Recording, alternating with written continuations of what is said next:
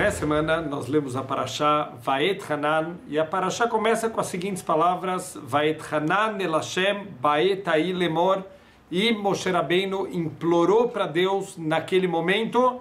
E a continuação aqui no começo da Parashá, Moshe mais uma vez ele está relembrando, está recontando o que aconteceu nos 40 anos no deserto, e aqui ele está recordando de um momento difícil da vida dele, quando ele pediu para Deus, ele implorou para Deus para entrar na terra de Israel, já que pelo episódio que ele acabou batendo na pedra para tirar água, ao invés de falar com a pedra como Deus tinha ordenado, ele recebeu um decreto que ele não vai entrar na terra de Israel. Em que momento é esse que ele tentou mais uma vez implorar para Deus?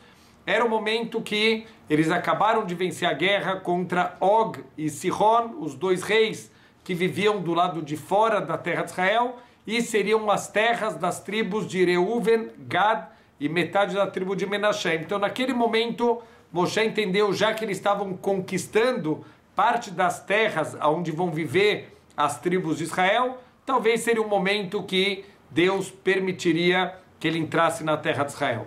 Um detalhe aqui muito interessante, a palavra Vaetchanan, a gemátria, o valor numérico dessa palavra, e eu implorei, é 515. Então nossos sábios explicam que Moshe Rabbeinu rezou 515 vezes, implorou 515 vezes para entrar na terra de Israel.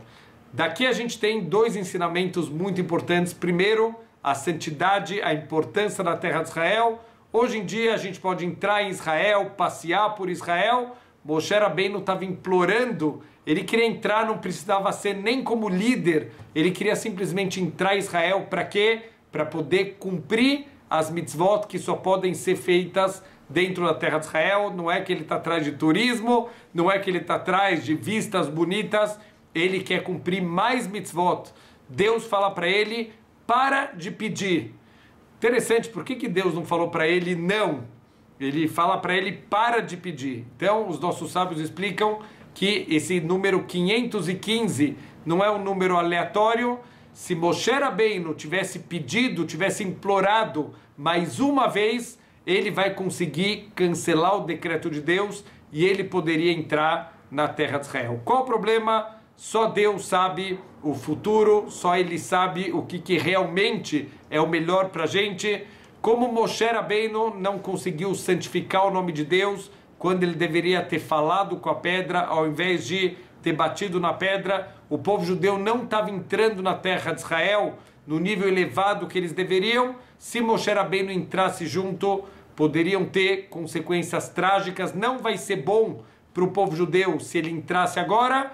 Então Deus está pedindo para ele, para de pedir, porque se você pedir mais uma vez, eu vou ter que te deixar entrar. O que significa eu vou ter que te deixar entrar? O mundo material, Deus ele criou com leis muito rígidas. Então, se eu jogar uma maçã para cima, é certeza que essa maçã ela vai cair em algum momento.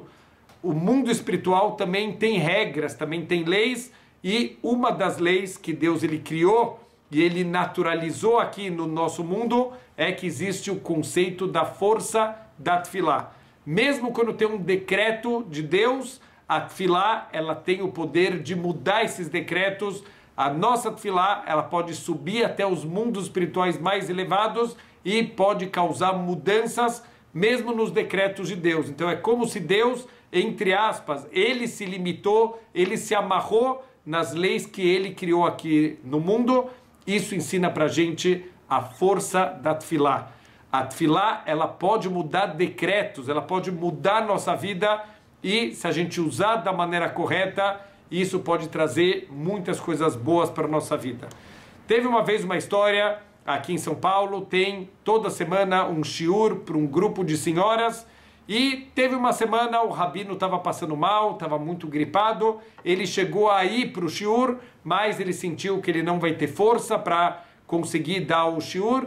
Ele pede desculpa para a senhora, falou, olha, desculpa, eu vim até aqui, eu tentei, mas eu não consigo, eu não vou conseguir ficar 1 hora falando, as senhoras me desculpem, eu vou descansar um pouco, e semana que vem a nossa aula continua. E assim ele saiu da sala. uma das senhoras falou, olha, a gente já veio aqui, vem senhoras aqui da cidade inteira, a gente já teve que pegar o carro, já teve que sair de casa, já que a gente já está aqui, vamos aproveitar. Tinha uma criança que estava no hospital, já estava meio desenganada pelos médicos, não tem mais muito o que fazer, a família já foi avisada para se preparar para más notícias.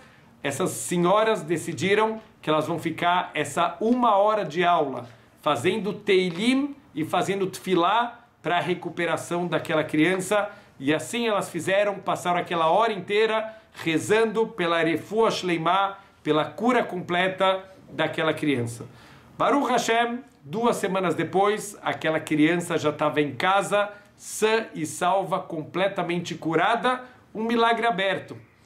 O tio da criança, ele é médico, ele teve acesso ao prontuário médico da criança, então ele foi folheando e estava escrito lá, a situação da criança está cada vez pior, a criança está piorando, a situação dela está ficando já quase sem ter o que fazer. De repente, ele se depara com o prontuário, está escrito, hoje a criança começou a ter uma reação milagrosa, ela começou a melhorar do nada. E ele percebeu que horas que o prontuário apontava essa mudança na situação de saúde, justamente na hora que estava acontecendo aquela aula, que deveria estar acontecendo aquela aula, que aquelas mulheres estavam fazendo teilim, estavam fazendo tefilá pela refuah shleimá, pela cura completa daquela criança. Então, a gente tem que saber a força que a gente tem nas nossas mãos, o presente que Deus deu para a gente, a nossa tefilá, um canal de comunicação. A verdade, a gente não pode olhar a tefilá só como uma forma de pedir coisas, como um filho que o tempo inteiro está pedindo para o pai. A tefilá também é uma oportunidade para a gente agradecer o que a gente tem, para a gente louvar Hashem, entender o Criador do mundo, mas também, quando a gente precisa de alguma coisa, ao invés da gente se apoiar nos agentes do Criador do mundo aqui no mundo material, a gente pode ir diretamente na fonte, pedir para Deus, implorar para Deus, como fez Moshe Rabbeinu, com toda a kavaná, com todo o coração, colocando a nossa emuná, que tudo vem de Deus e não de nenhum agente que ele possa ter aqui no mundo material.